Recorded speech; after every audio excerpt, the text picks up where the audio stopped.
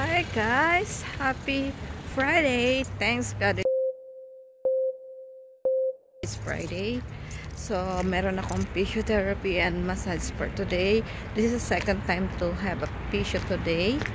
And inhatid ko kanina muna si JL kasi Mark's break, siya yung tumatao sa store. And ito naman ako sa physiotherapy. And after my physio, meron akong doctor's appointment again. Hi guys! So, ayan, naihatid ko na kay JL ang paninda na laing. At, andito na ako lang.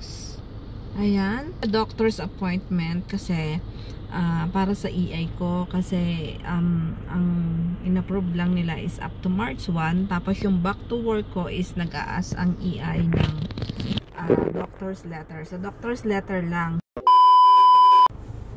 Ayan guys, nakakuha na tayo ng letter sa doctor. Dadalhin ko naman ngayon sa Service Canada. Hi guys, so ando na tayo sa Service Ontario. Katabi siya na harap niya is Scotiabank. Cambridge, andito sa may Rafi building. So ayan, pasok tayo. Bigay natin ang aking birth certificate. Pero of course, bawal ditong mag-video. So I'm not going to take video inside.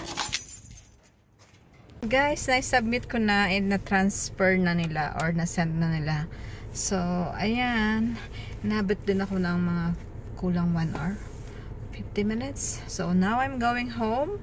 And I'm going to eat. Then, ihahatid ko kay JL yung isa pa naming paninda sa store.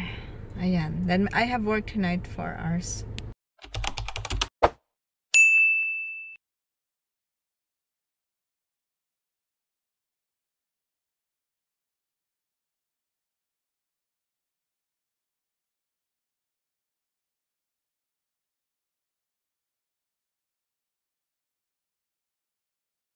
What?